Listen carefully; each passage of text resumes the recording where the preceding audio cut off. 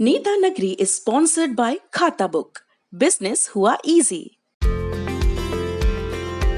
जब खाता बुक से पूरा बिजनेस करते हैं तो इस पर ऑनलाइन पेमेंट्स कलेक्ट क्यों नहीं करते? क्या ये सेफ है? जी हाँ, ये 100% प्राइवेट और सेफ है, साथ ही अन्य बेनिफिट्स भी। आज ही अपने बैंक अकाउंट खाता बुक पर लिंक कीजिए। खाता बुक, बिजनेस हुआ इजी।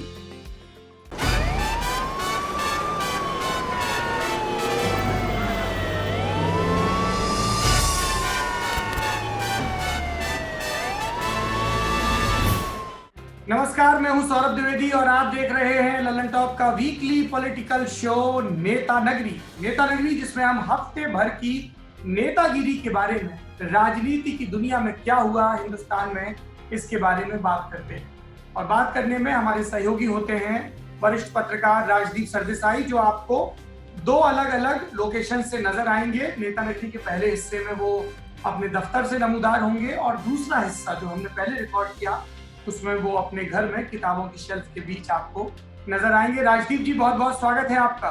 नमस्कार सौरभ, कैसे हो? ये लाल रंग कब तुझे छोड़ेगा? ये लाल रंग मुझे नहीं छोड़ पाएगा, क्योंकि इस हफ्ते खून सब तरफ नजर आता है। जिस तरह से आज ही एक डॉन की हत्या हुई है, या डॉन आप कहें या आतंक या गैंगस्टर कहें, इसलिए लाल रंग है। ये लाल रंग आपको बताएगा खून बह रहा है। पत्रकारों की ये अदा होती है, वो तुरंत एक करंट न्यूज एजेंडे से अपने कलर को जोड़ लेते हैं। बिल्कुल, उत्तर प्रदेश, और वो भी उत्तर प्रदेश में हो रहा है मेरे दोस्त। चलिए शुरू करते हैं। नेता, आप ये जो यूपी की का जिक्र करके मेरी तरफ देखते हैं ना सरकाज़म से। नहीं, सरकाज़म नहीं, आपको देखकर मुझे लगता है उत्तर प्रदेश में कितने ऐसे लोग हैं। अगर सौरभ जैसे लोग और होते उत्तर प्रदेश में तो उत्तर प्रदेश वाकई उत्तम राज्य बन जाता। बहुत लोग हैं सर, और उत्तम राज्य बनेगा। नेता नगरी को आगे बढ़ाते हैं। सबसे पहले सुर्खियां। पहली सुर्खी उत्तर प्रदेश से जुड़ी हुई है, जहां पर कानून व्यवस्था को लेकर एक बड़ा सवालिया निशान उठा, जब कानपुर देहात में एक अपराधी ने 8 पुलिस वालों को अपने गिरोह के साथ मार दिया।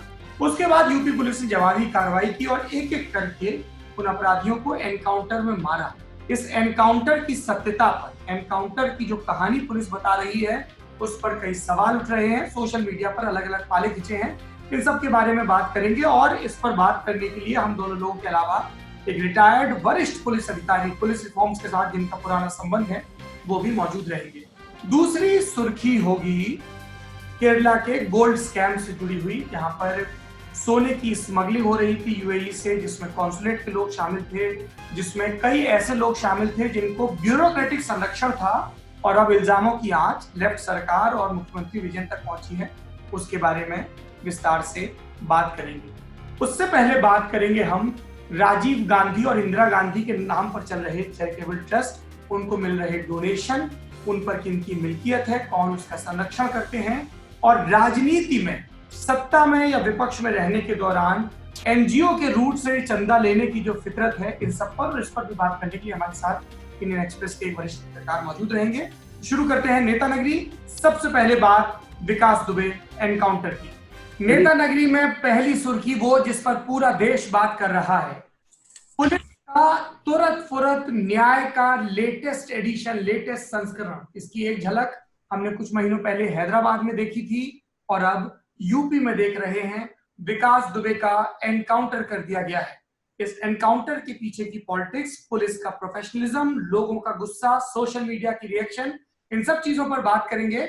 और बात करने के लिए हमारे साथ एक बहुत खास मेहमान भी हैं, यूपी के डीजीपी रहे सीनियर कॉप और senior IPS officer Prakash Singh, जो पुलिस रिफॉर्म से जुड़ी विषयों पर लगातार लिखते रहते हैं। इनका अध्ययन है और बहुत ही सेन वॉइस माने जाते हैं। सर, बहुत बहुत स्वागत है आपका नेता नगरी में। नमस्कार। पहला रिएक्शन सर, आप यूपी पुलिस का हिस्सा रहे हैं। यूपी पुलिस की एसटीएफ ने जो कहानी सुनाई, आप उस कहानी पर कितना भरोसा कर पा रहे हैं?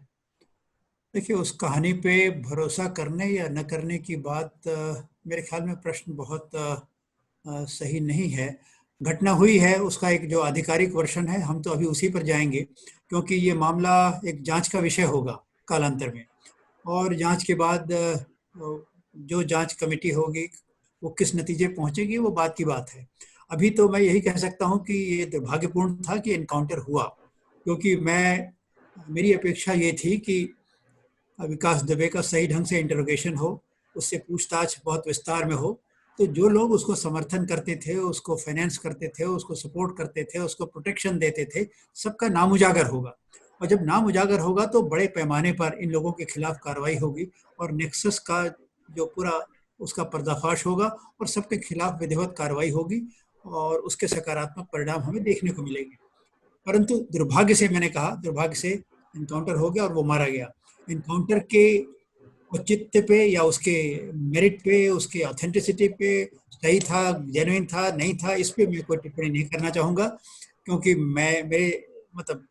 मैंने कोई जांच नहीं की है और इसके बारे में तरह तरह के वर्षन हैं, वो अपना आ रहे हैं। हमें अभी ठंडे दिमाग से इस खबर को लेना चाहिए और बाद में अगर इनकाउंटर नहीं सही है तो बाद में ये तथ्य भी सामने आ जाएगा। राजदीप जी, योर फर्स्ट रिएक्शन। सर, मेरा दिमाग ठंडा नहीं है प्रकाश सिंह जी जैसा।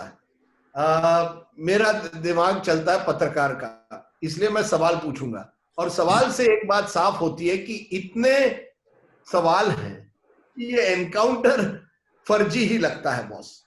इसमें कोई ऐसी, ये B grade C grade picture की तरह है, कम से कम थोड़े सोफिस्टिकेशन से भी करते।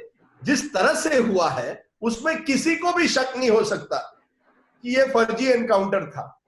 और इसीलिए मुझे लगता है कि आज उत्तर प्रदेश की पुलिस, उत्तर प्रदेश की सरकार और पूरी यंत्रणा एक तरह से शक के घेरे में। क्या था इतना, कौन सा राज था विकास दुबे के पास जिसकी वजह से उनका एनकाउंटर करना पड़ा? यह सवाल हमें पूछना वाजिब है। मैं प्रकाश सिंह जी का आदर करता हूं और जांच होनी चाहिए, लेकिन आप और हम जानते हैं जांच में क्या निकलेगा। वही अफसर जांच करेंगे अपने अफसर को, कुछ निकलेगा कभी? जुडिशियल इंक्वायरी भी अगर होगी तो उससे क्या निकलेगा? एनएचआरसी की रिपोर्ट्स में कितने ऐसे हुए एनकाउंटर्स, क्या हुआ, कौन सी कार्रवाई, किस अफसर के खिलाफ कार्रवाई होती है? आई एम सॉरी टू से, यूपी की भाषा में, आप लोगों की भाषा में, ये सब सेटिंग है, ये सब सेटिंग से हुआ है। राजदीप जी, प्रकाश जी कुछ कहना चाहते हैं? जी सर। ये राजदीप, स्टूडियो में बैठ के कोई भी राय दी जा सकती है और बड़ी आसानी से, क्योंकि आपकी कोई इसमें अकाउंटेबिलिटी है नहीं, आप कुछ भी राय दे सकते हैं। एक बात राजदीप हमेशा याद रखिए, उसके मारे जाने में, विकास दुबे के मारे जाने में बड़ी जबरदस्त लॉबी इंटरेस्टेड थी कि वो मारा जाए। मैं पुलिस की बात नहीं कर रहा हूं, ये ध्यान में रखिए। बिल्कुल सर। जिन लोगों का नाम पर्दाफाश होने वाला था वो राजनीतिक दृष्टि से बहुत हैवी वेट्स हैं और ब्यूरोक्रेसी में भी लोग हैं, पुलिस विभाग में भी लोग हैं। So there was a very strong lobby which wanted him liquidated and we did not want his interrogation by the police. अब क्या उन्होंने ऐसी स्थिति बनाई, क्या उन्होंने ये करवाया? मतलब बहुत सारे सवाल हैं। मतलब एकदम किसी के नतीजे पे पहुंचना अभी बड़ा मुश्किल है, क्योंकि उसको मरवाने में, मतलब पुलिस को ऐसे, पुलिस सामान्यतः चाहती कि वो इनकाउंटर सही ढंग से हो जाए और उसको मारा जाए, परंतु पुलिस के अलावा कम से कम 50 आदमी ऐसे होंगे और शक्तिशाली आदमी, प्रभावशाली आदमी, जो इस बात के लिए चिंतित थे कि भैया अगर इसने अपना इंटरोगेशन में सारा बातें खोल दिया तो हम तो कहीं के नहीं रहेंगे, हमारी मट्टी पलीद हो जाएगी, और ये लोग इसमें इंटरेस्टेड रहे होंगे कि इस आदमी का उन्मूलन हो जाए। सर, मैं सिर्फ सवाल पूछ रहा हूं। सौरभ जी, सवाल आप देखिए, उज्जैन पुलिस इन्हें अरेस्ट नहीं करती विकास दुबे को, ये ट्रांजिट रिमांड सीधी तरह से उत्तर प्रदेश पुलिस को हैंडओवर कर देती है। कल रात को मीडिया को एनकाउंटर के 10 मिनट पहले रोका जाता है। जब पत्रकार हमारे वहां सवाल पूछते हैं तो कोई जवाब नहीं दिया जाता। 10 मिनट बाद एसटीएफ गाड़ी जो है TUV 300 वो गाड़ी, हाँ राजदीप, ये सवाल लगातार सर्कुलेट हो रहे हैं। ये सवाल पूछना वाजिब है कि नहीं? ये चीजें पूछी गई कि गाड़ी कैसे बदली, चेहरे से मास्क नहीं हटा, अगर वो भाग रहा था सीने पे गोलियां, इतनी दूर कैसे भाग गया, उसके प्लेट पैरों में रॉड पड़ी हुई है, ये सारे सवाल तो हैं। प्रकाश जी, मैं आपसे ये जानना चाह रहा हूं कि ये सर बड़ा अनप्रेसिडेंटेड सा है कि 8 पुलिस वाले मार दिए गए। बहुत गुस्सा रहा होगा पुलिस फोर्स के अंदर, क्योंकि हम ये देखते हैं पूर्वांचल में या पश्चिमी यूपी में कई दुर्दांत अपराधी रहे, लेकिन कभी इतने बड़े पैमाने पर पुलिस वालों की हत्या नहीं हुई। सर देखिए सौरभ, गुस्सा तो इसमें आपको भी आना चाहिए, केवल पुलिस कर्मियों को ही क्यों गुस्सा होता? पूरे क्योंकि देश को पुलिस गुस्सा है कर्मी सर। आपके सुरक्षा के लिए है और पुलिस कर्मियों को कोई इस तरह 8 आदमियों को मार दे, अरे नक्सलियों से मारे जाते हैं, नॉर्थ ईस्ट में मारे जाते हैं, कश्मीर में मारे जाते हैं, वो तो अलग बात है, पर पूरे देश को गुस्सा है सर। कानपुर देहात में इस तरह की घटना होना एकदम अप्रत्याशित है। जी, तो वही गुस्सा मैंने तो कहा, हर हर अनप्रेसिडेंटेड। हर नागरिक को, हर संवेदनशील नागरिक को गुस्सा आया था कि ऐसी घटना हो कैसे गई, और ये बिल्कुल। दुर्दांत अपराधी, मतलब इनको तो सख्त से सख्त तरीके से इनसे डील किया जाना चाहिए। ये बिल्कुल। हर नागरिक की ये स्वाभाविक प्रतिक्रिया थी। जी। अब यह है कि गुस्सा तो सभी में था, पर ये घटना कैसे हुई, देखिए इसके बारे में अब भाई बहुत प्रिएम्प्टिव होकर जजमेंट देना वो मेरे ख्याल में मुनासिब नहीं है। और जांच होगी और हमें अपने इंस्टीट्यूशंस पे, अब अगर इंस्टीट्यूशंस, आप सरदेसाई जी कहेंगे कोई इंस्टीट्यूशंस पे हमें भरोसा नहीं, तो भैया फिर कहाँ से इंस्टीट्यूशंस ले आए? हमें तो इसी देश में रहना है, इसी इंस्टीट्यूशन से हमें काम लेना है, और उसी इंस्टीट्यूशंस को हमें जितना संबल प्रदान कर सकते हैं संबल देना चाहिए, और ये अपनी तरफ से ये प्रयास करना चाहिए कि ये इंस्टीट्यूशंस एक निष्पक्ष वातावरण में सही जांच कर सकें और सही नतीजे पे पहुंच सकें। सर, मैं सौरभ जी और मैं बड़े अदब से प्रकाश सिंह जी को कह रहा हूं, मेरा ऐसा नहीं कि मुझे विश्वास नहीं है, पर मैं मानता हूं कि मेरा विश्वास कम होता जा रहा है। ये मैं सही मानता हूं कि मेरा इंस्टीट्यूशन में विश्वास आजकल कम होता जा रहा है। आज मैं देख रहा था जयंत चौधरी जो आरएलडी के चीफ है, उन्होंने कहा कि कोर्ट बंद कर दीजिए, अब कोर्ट कचहरी नहीं चाहिए, अब बस ऐसे ही एनकाउंटर से सभी को मार दीजिए। और मुझे लगता है कभी कभी जनता भी यही चाहती है आजकल। आप जानते हैं जनता जो है, कई लोग कहेंगे सही हुआ, कौन चाहता है कि वो जेल में जाए। 2002 में इसी विकास दुबे ने एक हत्या की बीजेपी लीडर की, जेल के अंदर 25 विटनेस थे, सभी हॉस्टाइल बन गए, सभी ने अपना बयान बदल दिया और 2005 में ये एक्विट हो गए। तो आज शायद कुछ लोग कहेंगे सही हुआ जो भी हुआ। अब इसी तरह से चाहते हैं तो फिर हम बनाना रिपब्लिक बन जाए जिसमें ना संविधान हो ना कानून हो। मुझे डर यही है, मुझे डर कहीं यही है सर कि अगर इसी तरह से हम, और ये पहली बार नहीं हुआ है, हम अगर इतिहास से, और ये केवल यूपी में नहीं, तेलंगाना में, आंध्र प्रदेश में देख रहा था, पहले 5 स्टेटों में आंध्र प्रदेश एक जमाने में नंबर 1 हुआ करता था इसमें, इस तरह के एक्स्ट्रा जुडिशियल किलिंग्स में। एक जमाने में मुंबई में जब अंडरवर्ल्ड को एक पुलिस इस्तेमाल करती थी, एक गैंग दूसरे गैंग को एलिमिनेट करता था, और कुछ वो एनकाउंटर कॉप्स को हमने तो जय जयकार की उनकी, उनको टिकट्स मिले, वो पार्लियामेंट जाना चाहते थे या असेंबली में मेंबर बनना चाहते थे। हमने तो एनकाउंटर कॉप्स पर पिक्चरें की। आप जानिए सौरभ जी, ये कोई आज की घटना नहीं है। विकास दुबे के पहले कई ऐसे डॉन हुए हैं जिनको इसी तरह से एलिमिनेट किया गया है, और जनता ताली मारती रहती है। तो आप कोर्ट कचहरी बंद कर दीजिए।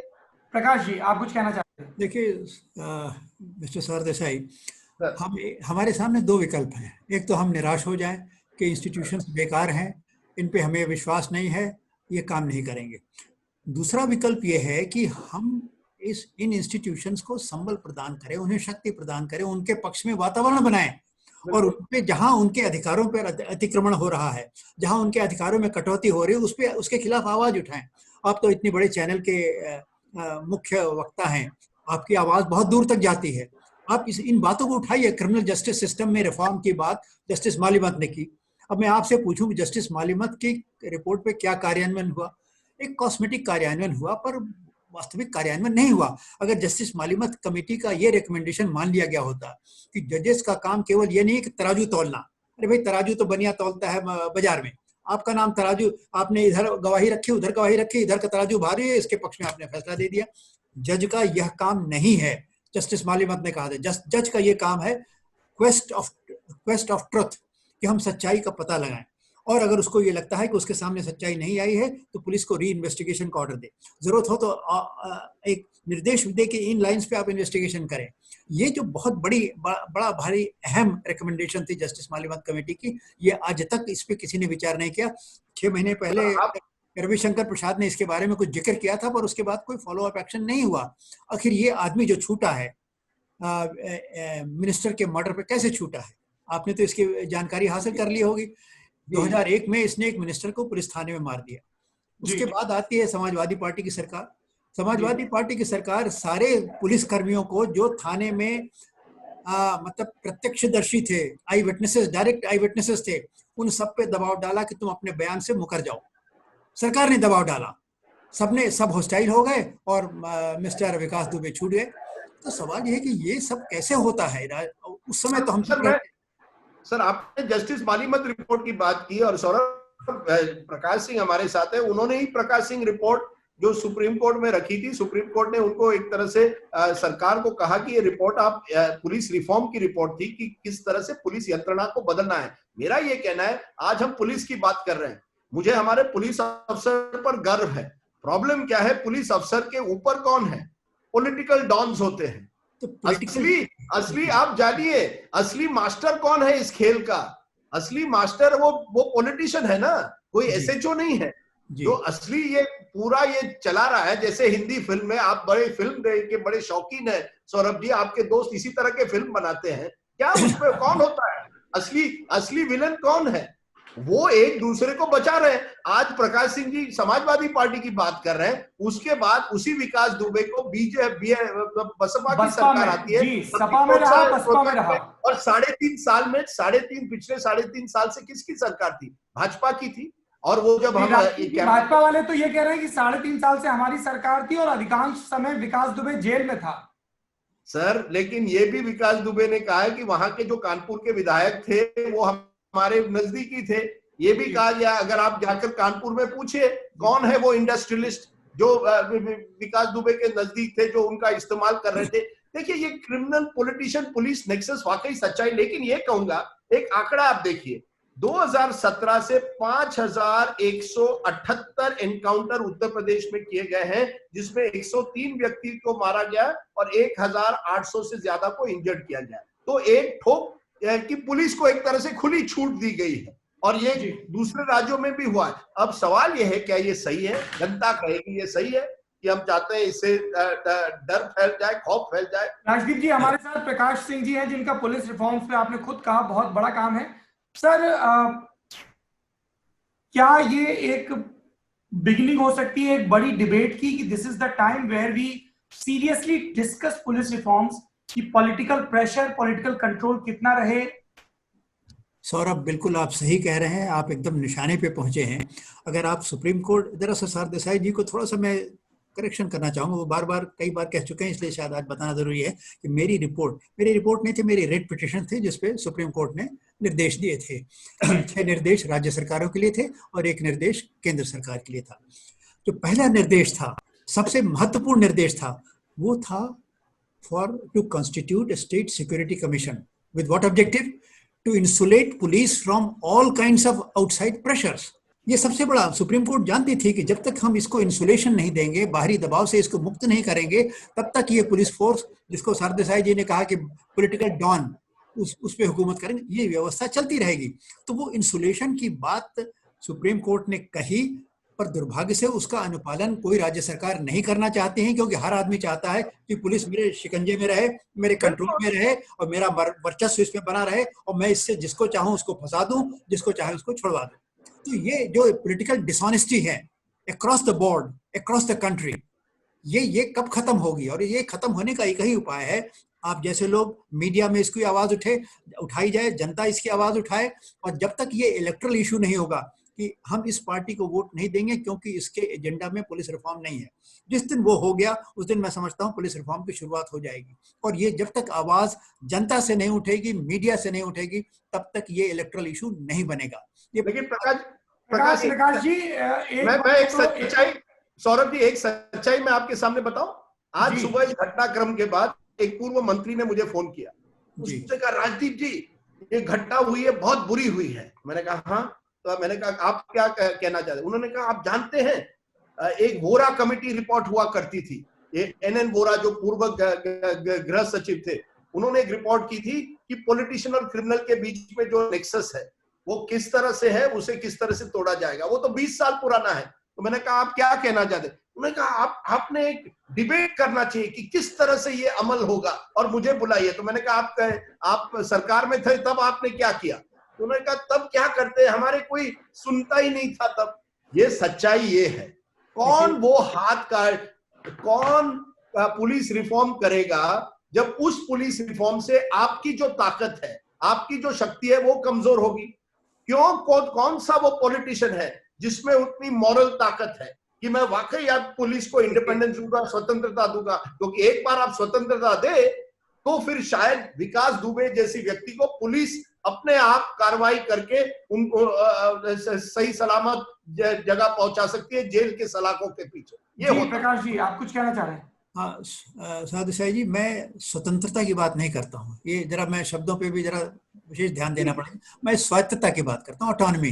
स्वतंत्रता दीजिएगा तब तो बड़ा गदर हो जाएगा। स्वायत्तता दीजिए, ऑटोनॉमी दीजिए, फंक्शनल ऑटोनॉमी, ऑपरेशनल ऑटोनॉमी।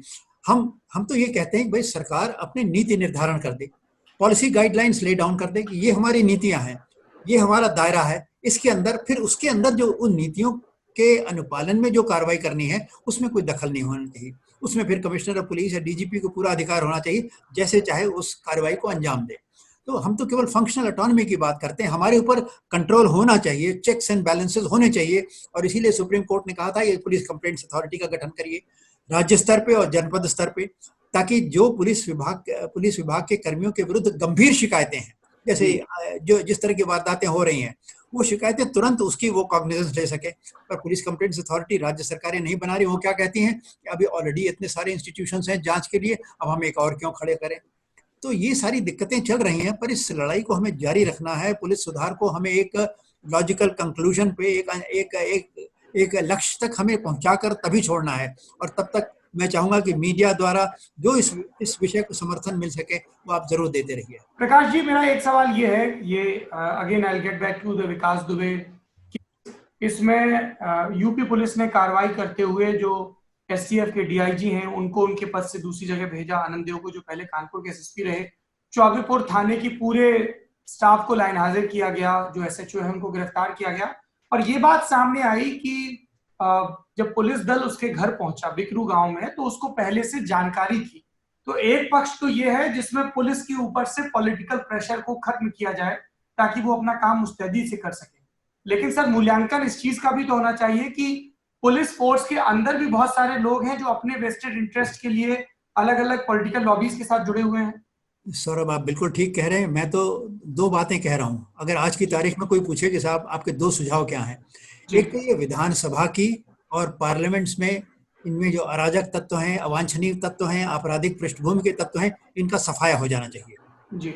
इनको पार्लियामेंट में घुसने न दिया जाए। जनता खड़ी हो जाए पार्लियामेंट में कि आप घुसते कैसे, हम आपको पार्लियामेंट में जाने नहीं देंगे, काम नहीं करने देंगे, इनके घर के सामने धरना दे। आखिर अगर इलेक्टोरल रिफॉर्म्स नहीं हो सकते, चीफ इलेक्शन कमिश्नर रिटायर होने के बाद बराबर कहते हैं कि जो क्रिमिनल बैकग्राउंड के हैं उनको इलेक्शन लड़ने से डिबार किया जाना चाहिए, परंतु इस सुप्रीम कोर्ट के पास जब मामला जाता है तो कहते हैं ये हमारे अधिकार क्षेत्र के बाहर की बात है। अब सब आदमी तो हाथ इससे खींच लेता है, तो जनता को इसमें आवाज उठानी पड़ेगी। हर जितने आपराधिक पृष्ठभूमि के कितने आदमी हैं, आज की तारीख में 143 यानी 36%, 36% एमएलए उत्तर प्रदेश में ऐसे हैं जिनकी आपराधिक पृष्ठभूमि है।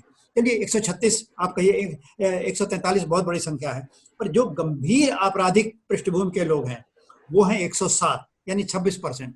अब सोचिए 25% से ज्यादा तो सीरियस ऑफेंसेस में आरोपित हैं और 36% हैं जिनके खिलाफ कोई ना कोई अपराध है। मैं कहता हूँ अपराधों का थोड़ा वर्गीकरण कर दीजिए, क्लासिफिकेशन कर दीजिए। जो कुछ तो अपराध होते हैं टेक्निकल ऑफेंसेस होते हैं, कुछ अपराध होते हैं पॉलिटिकल ऑफेंसेस होते हैं, इनको छोड़ दीजिए आप। पर जो विशुद्ध अपराध है, गंभीर किस्म के विशुद्ध अपराध है, हत्या, बलात्कार, रेप, लूट, मर्डर है, रॉबरी है, डकैती है, रेप है, अटेम्प्ट टू रेप है, अटेम्प्ट टू मर्डर है, ये सब अपराध जिनके खिलाफ दर्ज हैं आप उनकी लिस्ट बना लीजिए और कल जनता से कह दीजिए कि साहब ये सबके सामने, घर के सामने धरना दो कि तुम या तो इस्तीफा दो, नहीं तो हम तुम्हारा हुक्का पानी बंद कर देंगे, कुछ something like that. There has to be a public movement. तो हमारे नेताओं के भरोसे अगर बैठे रहेंगे कि नेता कब जागृत होंगे, कब इनलाइटेंड होंगे, तो ये नेता कभी नहीं इनलाइटेंड होंगे। कोई जमींदार, किसी जमींदार से आप कहिए कि भैया जमींदारी एबोल्यूशन होना चाहिए, तो जमींदारी एबोल्यूशन करेगा? जमींदार कहेगा अरे मेरे तो वो है। तो इनकी जमींदारी आज की तारीख में पुलिस के ऊपर इनकी जमींदारी है, एडमिनिस्ट्रेशन के ऊपर इनकी जमींदारी। Sir I want to tell you a story. आज मैं आपको एक कहानी बताता हूँ, सौरभ जी और प्रकाश सिंह जी भी, आप बुजुर्ग हैं लेकिन मैं जमीन से जुड़ा हुआ जर्नलिस्ट हूँ। मैं इन नेताओं से मिलता हूँ। कई सालों पहले एक महाराष्ट्र के नेता ने मुझे कहा, उसके खिलाफ भी कई अपराधीकरण के मामले थे, फिर वो नेता बन गए थे। वो बड़ा मुझसे कहने लगा, आप जानते हो सच्चाई क्या है? तो मैंने कहा सच्चाई, उन्होंने कहा मुझसे कि सच्चाई ये है कि ये नेता थे, ये मेरा इस्तेमाल करते थे। ये काम करवाओ, वो काम, वो बड़ा खुले किस्म का, मैं उसका नाम आज नहीं ले रहा, खुले किस्म का एक तरह से व्यक्ति था। कह रहा है, मैंने कहा इतने बड़े केसेस है आपके खिलाफ, उसने कहा हाँ ये सब सही है, लेकिन मेरा इस्तेमाल नेता करते थे। एक दिन मैंने तय किया कि ये मेरा आज तक इस्तेमाल करते हैं, मैं खुद नेता बनूंगा, अब मैं भी इसी सिस्टम का इस्तेमाल करूंगा। और यही हुआ है। हम एक जमाने में कहते थे क्रिमिनलाइजेशन ऑफ पॉलिटिक्स, अब पॉलिटिसाइजेशन ऑफ क्राइम हुआ है। यही तो हुआ उत्तर प्रदेश में, यही हुआ है कई राज्यों में। जो कल तक डॉन थे, कल तक अपने आप को सिस्टम के बाहर मानते थे, उन्होंने तय किया कि हम अब सिस्टम पर अपना कब्जा करेंगे। अब विकास दुबे, सच मानिए सौरभ जी, वो छोटा है इसमें, he is a small fry. बड़े बड़े लोग बन गए हैं जो इस तरह के। आज मुझसे एक व्यक्ति ने सोशल मीडिया पे यही लिखा कि ये अच्छा रहा कि गाड़ी पलटती है, अपराधी भागता है और फिर मार दिया जाता है। अब मैं ईश्वर से प्रार्थना करूंगा कि जितने दुर्दांत अपराधी हैं, खासतौर पे वो जो देश की संसद और विधानसभाओं में, भगवान करे उनकी भी गाड़ी पलटे और वो दिए जाए। लेकिन उनकी गाड़ी कभी नहीं पलटेगी। नहीं, वाले हैं क्योंकि वो माननीय हो गए हैं। सर एक है कि ये भी एक किसी ने मुझे कहा था जो इन सब नेताओं को अच्छी तरह से जानता है, कि एक लक्ष्मण रेखा होती है, एक बार उसको आप पार कर देना और इतने बड़े बन जाए कि कोई आपको टच ही नहीं कर सकता, तो फिर क्रिमिनल नहीं, आप नेता। ये बिल्कुल अनुभव सिन्हा या अनुराग कश्यप या कोई भी जिन्होंने ये फिल्में बनाई है दिस इज रियल लाइफ, ये रियल लाइफ में भी दिखाई नहीं देता है। ये इसी तरह से हुआ है। और मुझे डर है कि प्रकाश सिंह जी जो कह रहे हैं ये सब सही है पुलिस रिफॉर्म का, लेकिन हमारी सिस्टम एक ऐसे लेवल पर आ गई है जहां अब रिफॉर्म करने के लिए है ही नहीं कोई व्यक्ति, क्योंकि जब आपने सिस्टम ही कैप्चर कर लिया है, क्योंकि जनता इसको अपना मुद्दा नहीं बना रही है। अगर जनता ये कहे कि जिस तरह से हमारे लिए बिजली, सड़क, पानी, शिक्षा और स्वास्थ्य महत्वपूर्ण है, पुलिस रिफॉर्म भी उतना ही महत्वपूर्ण है। क्या कैसे करेगी बेचारी जनता पर आप छोड़ रहे हैं। जनता क्या करे, रास्ते पर जाकर आंदोलन करे। ये देखिए राजदीप जी ऐसा है, सबको अपने हिस्से की जिम्मेदारी लेनी होगी, पत्रकारों को भी, जनता को भी, और जब इनका दबाव होगा तब वो नेताओं पे आएगी जिम्मेदारी। ऐसा मत कहिए सब नेताओं को एक दिन ऐसा कैसे होगी और उनका हृदय परिवर्तन हो जाएगा।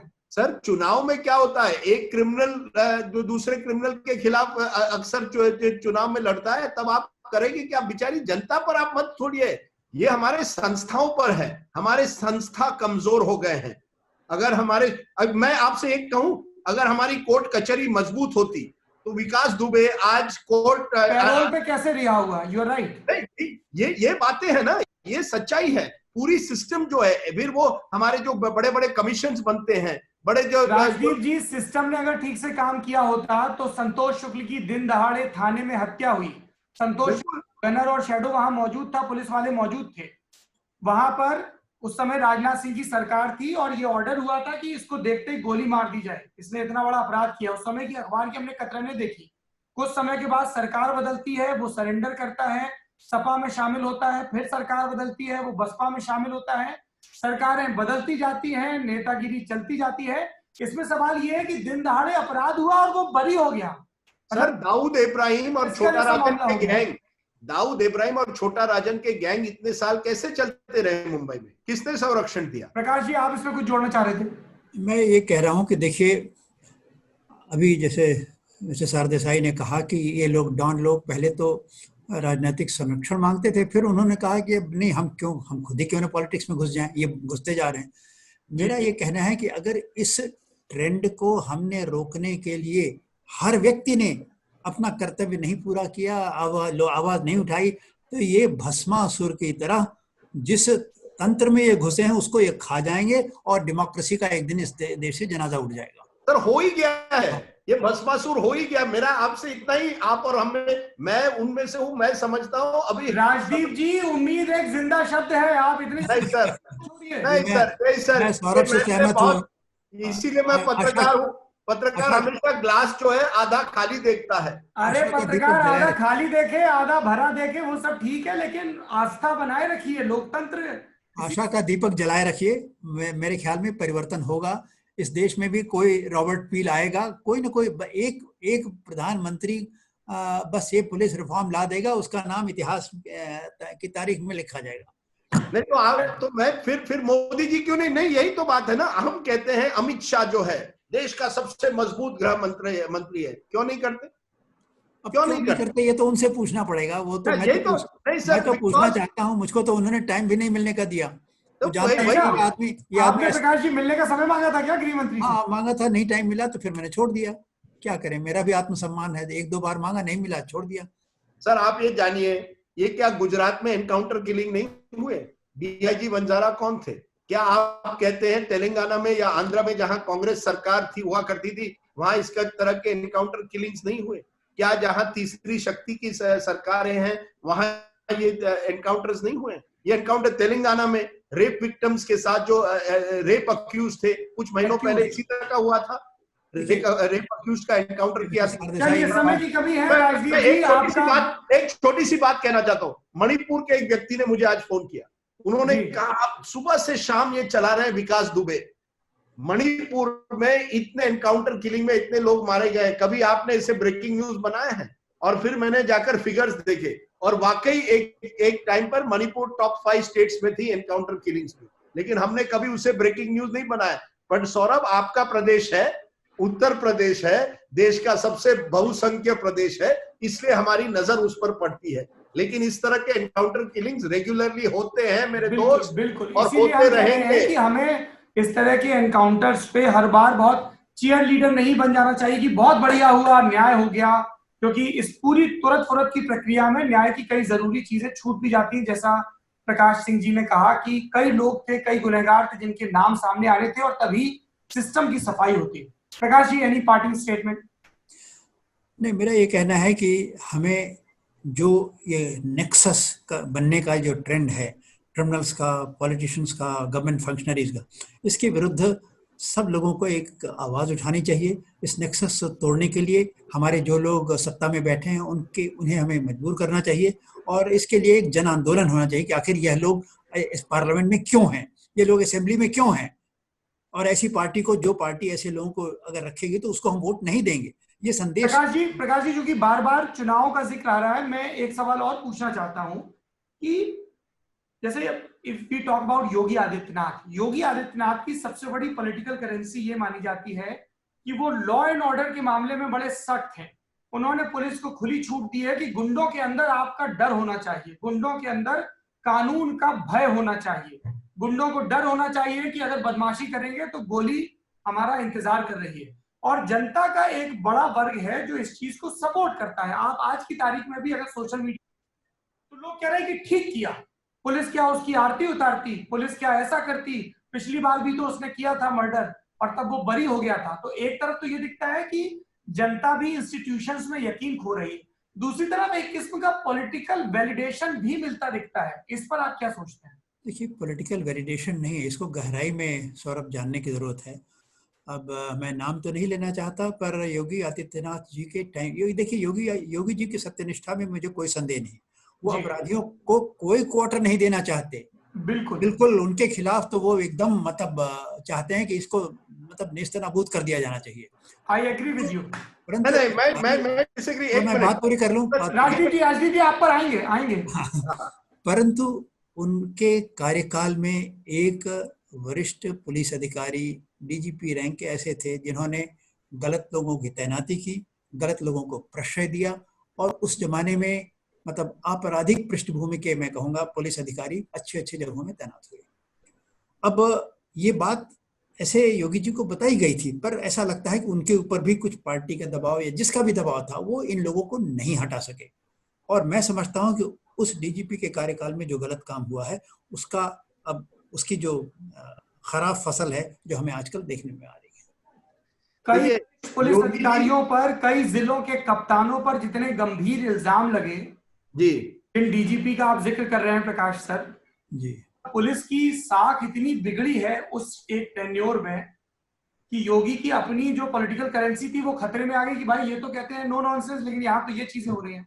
नहीं, अब देखिए, उनकी सत्यनिष्ठा पे, उनके नो नॉनसेंस एटीट्यूड में कोई शक नहीं है, परंतु मैंने ये देखा है कि वो जो सरकारी तंत्र में जो अधिकारी हैं उन पे बहुत विश्वास करते हैं, मतलब शायद अगर मतलब पूर्व अनुभव होता तो इतना विश्वास नहीं करते। वो हर अधिकारी की बात को छान के देखते, पर वो हर आदमी की बात को विश्वास कर लेते हैं और फिर उसी के मुताबिक मतलब काम होने देते हैं। और कभी-कभी जब उनकी जानकारी में यह आता है कि इस अधिकारी को यह आदेश दिया गया था परंतु उसका अनुपालन नहीं किया, तो उसके साथ जो सख्ती होनी चाहिए वो नहीं करते। वो सोचते हैं अधिकारी है, इसको डांट दो खत्म। पर अधिकारी तो आजकल का इतना बेहया हो गया है कि डांट खा के झाड़ झूड़ के कमरे बाहर आ जाता है, कहता सब ठीक है, हम तो वैसे ही काम करेंगे।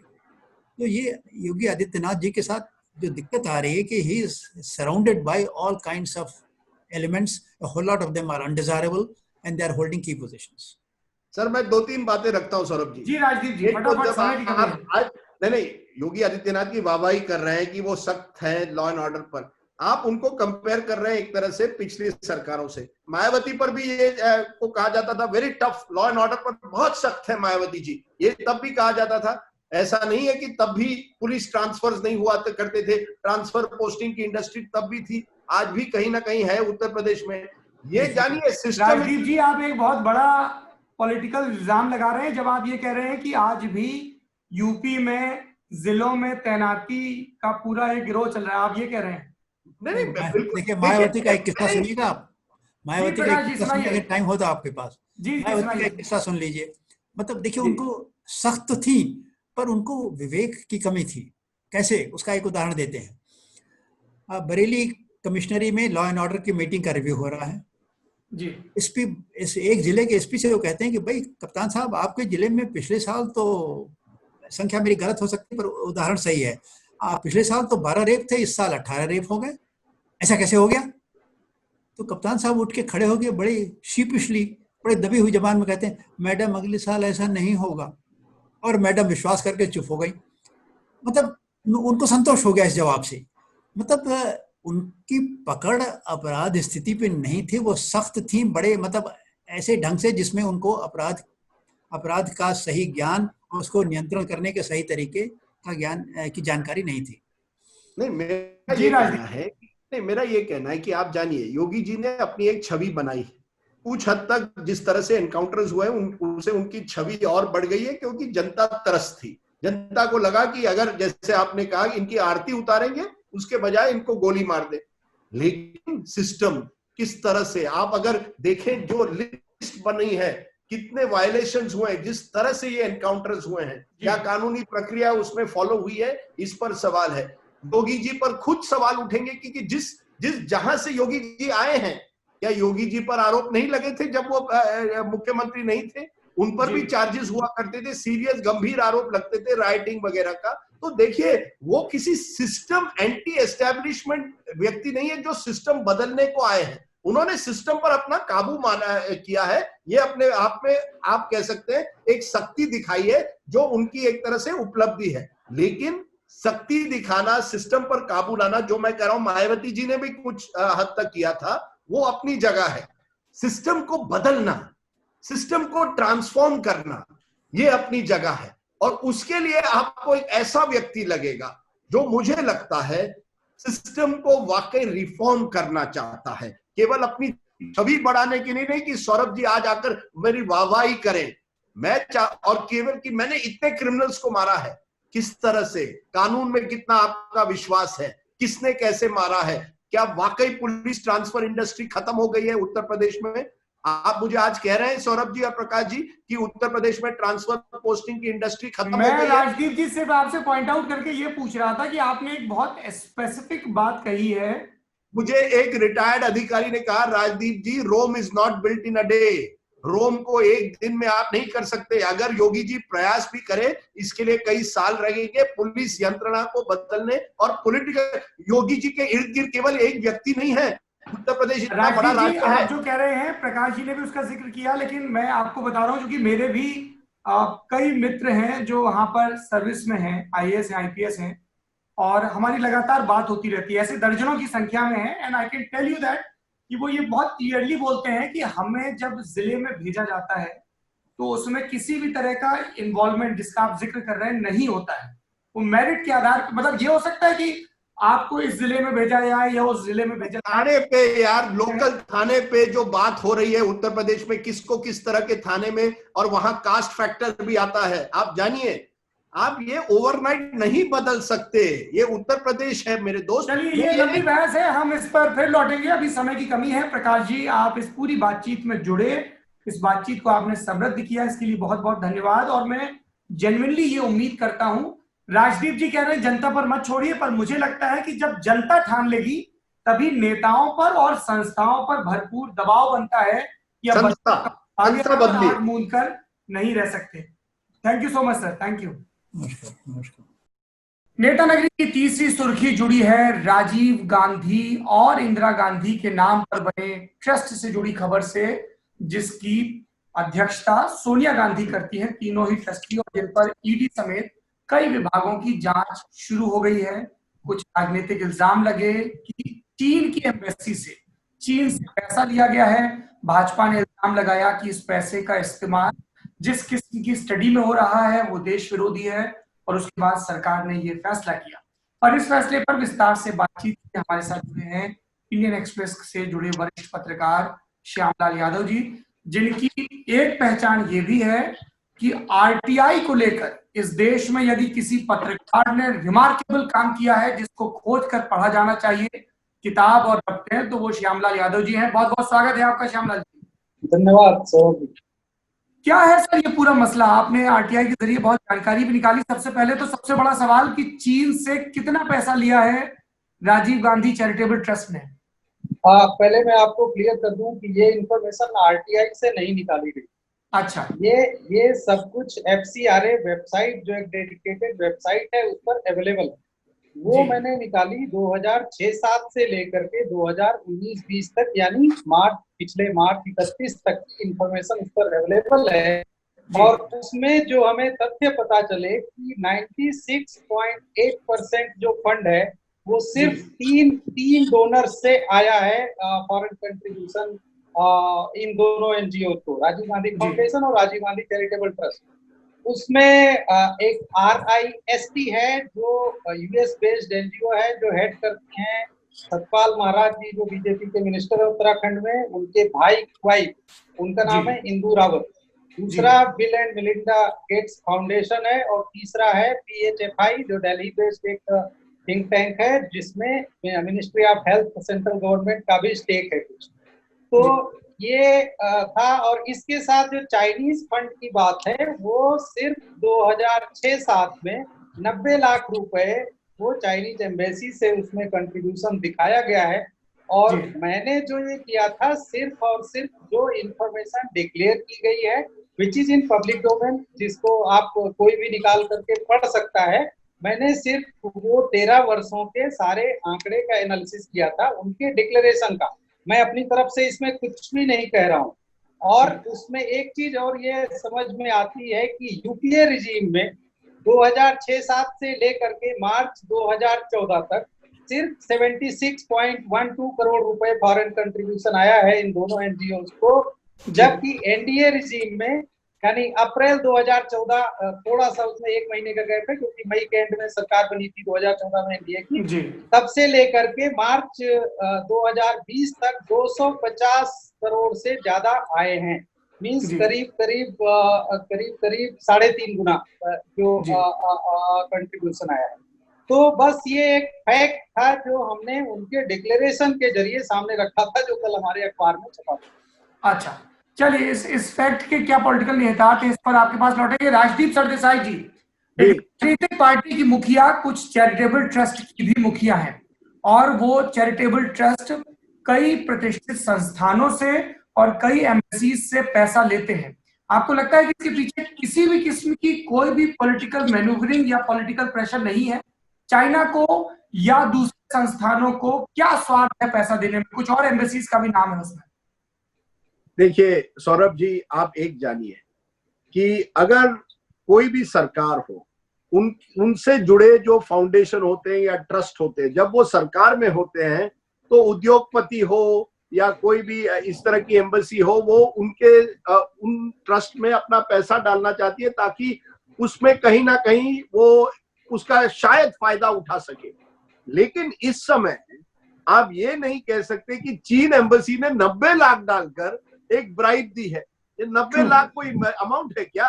और उस पर पूरी हमारी फॉरेन पॉलिसी बदल गई या हमारी ट्रेड पॉलिसी चीन की तरफ बदल गई। ये तो पागलपन है।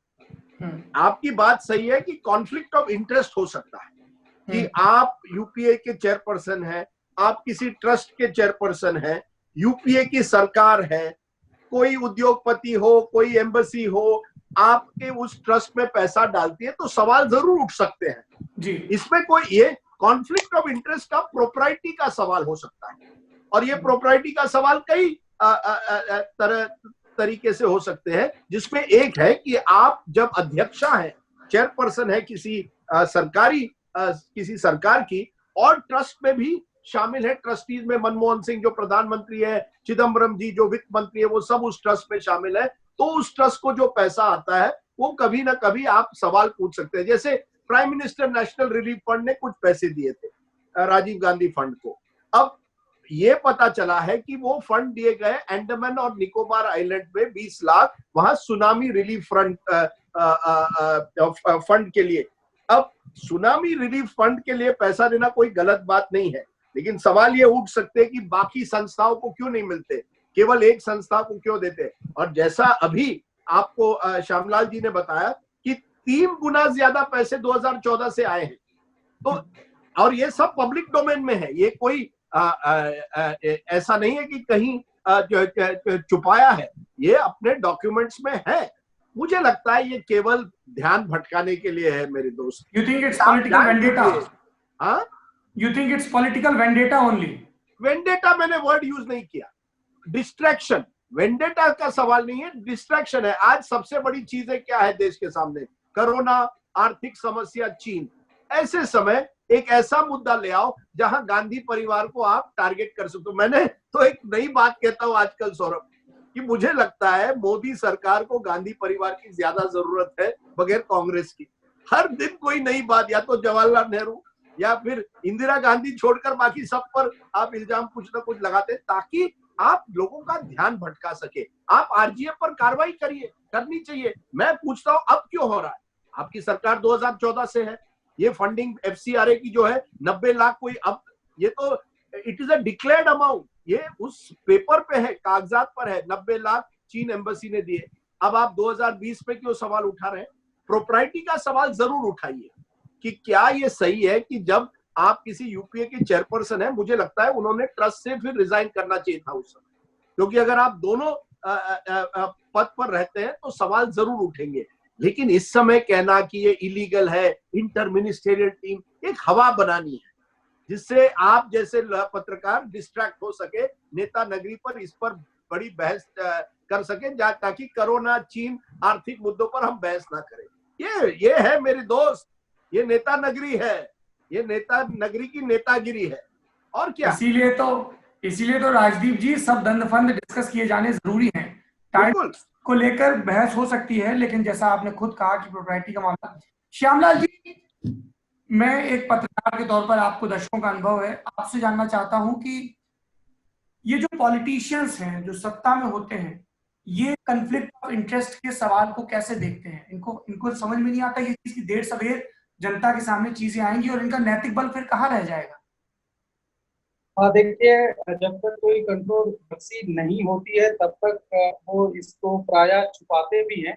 और मैं आपको बता दूं, एनजीओज का जो मामला है हिंदुस्तान में, वो बहुत ही ग्रे एरिया है। आपको मालूम है, ज्यादातर एनजीओज जो हैं वो यहाँ के बड़े पॉलिटिशियंस, ब्यूरोक्रेट्स के रिश्तेदार, बहुत सारे हमने जजेस तक के देखे हैं, उनके रिश्तेदार, पुलिस वालों के रिश्तेदार, वो सभी चलाते हैं। उन्हीं को फॉरेन फंडिंग मिलती है, उन्हीं को जो भारत सरकार की एजेंसियां जो फंड करती हैं। मीन्स आप जो सोशल सेक्टर की मिनिस्ट्रीज हैं, आपको मालूम है हर कोई एनजीओज को फंड देता है, तो वो ज्यादातर उन्हीं को वो फंड जाते हैं। और वैसे मैं ये सोच रहा था कि जो हमने आंकड़े निकाले हैं, इसके अलावा मैं कोई कमेंट नहीं करना चाहूंगा इसके पॉलिटिकल और मैंने ये सोच रखा था कि जो कुछ हमने छापा है और जो कुछ हमारे पास इंफॉर्मेशन है, मैं उसी पर बात करूंगा।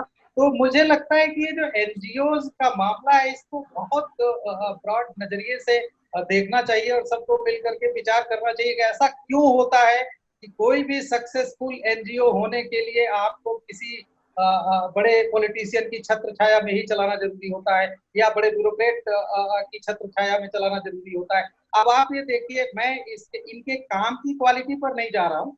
ये हर एक फंड जो आता है, जैसा राजदीप जी कह रहे हैं कि उसका कोई पर्पज होता है, जैसे 90 लाख रुपए जो चाइनीज एम्बेसी से आया है, आपको पता है कोई भी फंड ऐसे नहीं भेज दिया जाता, कोई ना कोई उसका घोषित पर्पज होता है। और जाहिर है जो सरकार जांच अपना वो कर रहे होंगे उसमें ये सब वो करेंगे ही।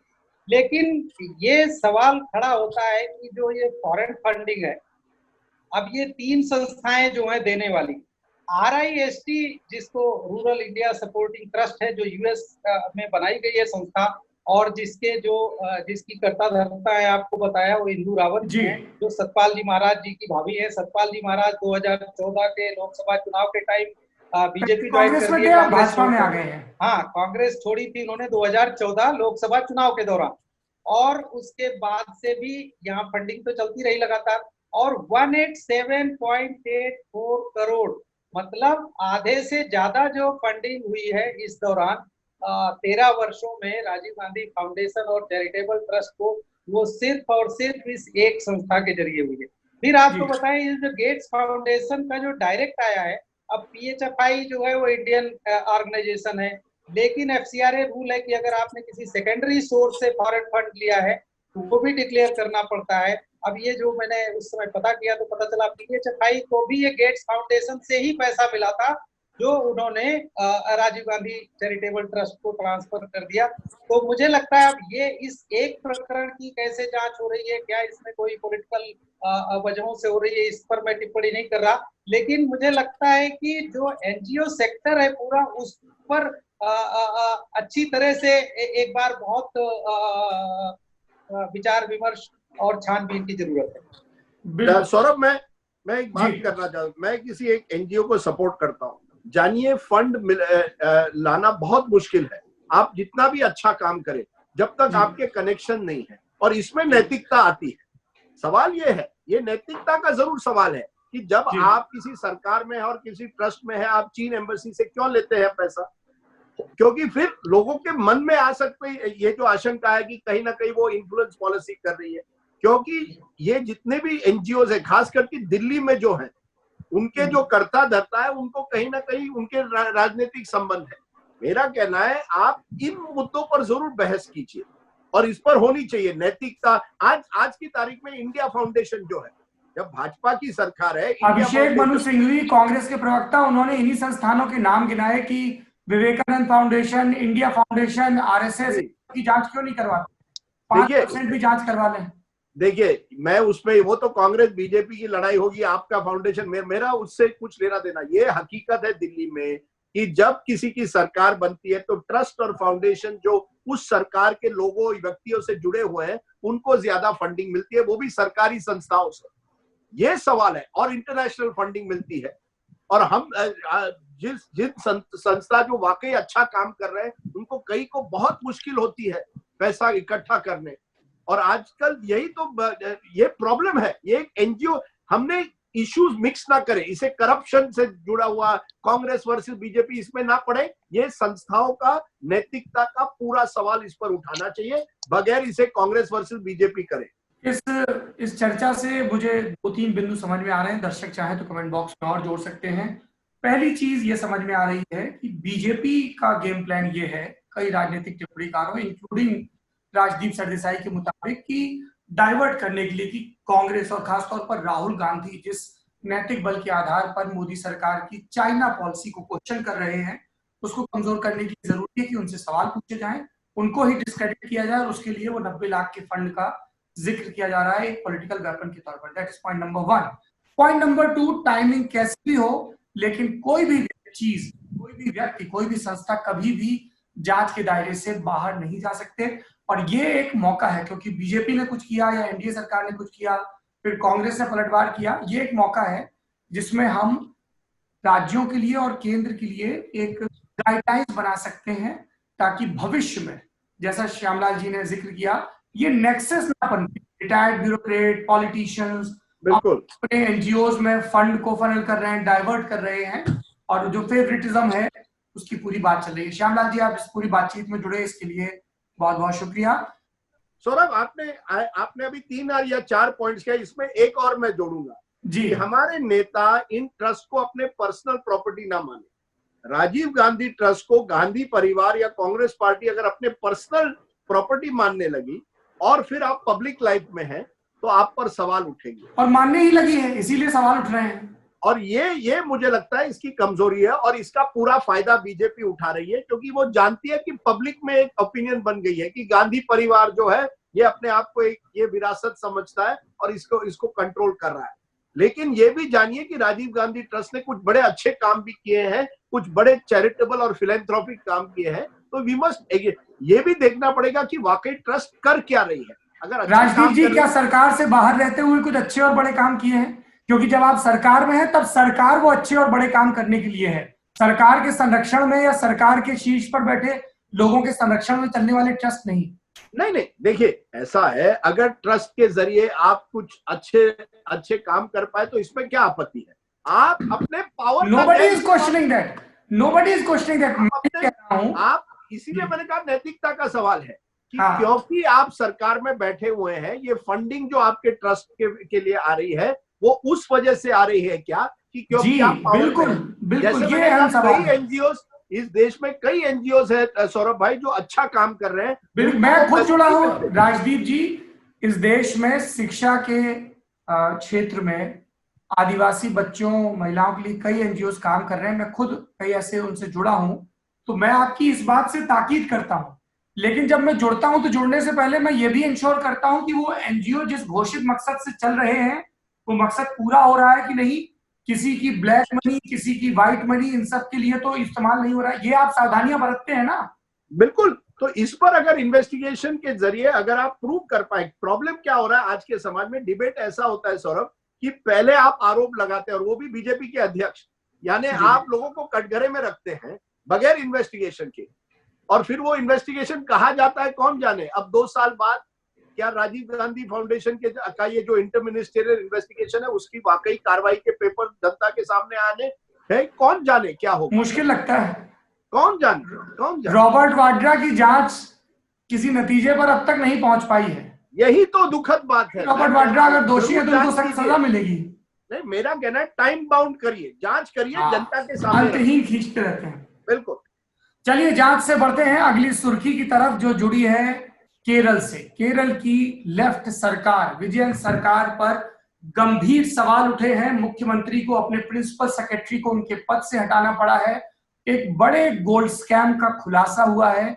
डिप्लोमेटिक चैनल्स का इस्तेमाल करके सोने की तस्करी हो रही थी। राजदीप जी, देखिए, ये पहला गोल्ड स्कैम नहीं है केरल में। केरल में एक बड़े समय से लग रहा है कि एक लॉबी है जो मिडिल ईस्ट में बेस है, जो केरल के लोगों का, केरल को एक बेस उन्होंने बनाया है, क्योंकि आप जानते हैं केरल के कई लोग मिडिल ईस्ट में रहते हैं, तो एक कनेक्शन बना है।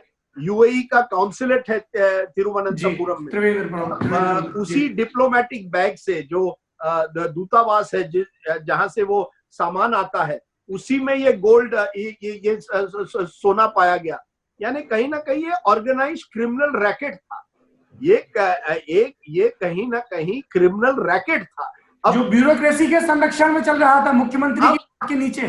अब ये हम नहीं जानते कि वो जो ब्यूरोक्रेट है जिसको अब इस्तीफा देना पड़ा है या निकाला गया है, प्रिंसिपल सेक्रेटरी जो विजयन जी चीफ मिनिस्टर के प्रिंसिपल सेक्रेटरी थे, क्या वो इसमें शामिल थे? शिवशंकर जी, इस पर सवाल है। देखिए, ये इन्वेस्टिगेशन करना पड़ेगा। लेकिन विजयन ने क्या किया है, वो भी बड़े चतुर नेता है, उन्होंने तुरंत का एनआईए को दे दीजिए, इसे सेंट्रल कार्रवाई करवाइए, ताकि वो उसे ऐसे बताए जैसे ये राष्ट्र सुरक्षा से जुड़ा हुआ मामला है। वो किसी व्यक्ति से हटाकर वो केरल की पॉलिटिक्स से दूर इसे हटाना चाहते हैं, क्योंकि आप जानिए अगले साल केरल में चुनाव है जी। तो केरल की राजनीति में विजय नहीं चाहते कि उन पर ये आरोप लगे कि आप करप्शन को संरक्षण दे रहे हैं, क्योंकि ये, इसीलिए वो सेंट्रल एजेंसी को लाने की बात कर रहे हैं। बिल्कुल, क्योंकि अगर ये केरल की राजनीति तक सीमित हो जाए, कांग्रेस वर्सेस लेफ्ट सीमित हो जाए, तो विजयन जी पर की परेशानी बढ़ सकती है, क्योंकि केरल की राजनीति में करप्शन बड़ा मुद्दा बनता है जी। आप जानिए वहां की राजनीति कांटे की टक्कर की राजनीति होती है। 1-2% अगर उलटफेर हो वोटों में तो आप हार भी सकते हैं। और आप विजयन से मिले हैं राजदीप जी? जी एक बार मिला हूं। बड़े वो ज्यादा बात नहीं करते क्योंकि लैंग्वेज की प्रॉब्लम है, ज्यादातर मलयालम में ही बोलते हैं, एक दो शब्द बीच बीच में इंग्लिश में बोल देते हैं, but he is mainly a Malayalam speaker.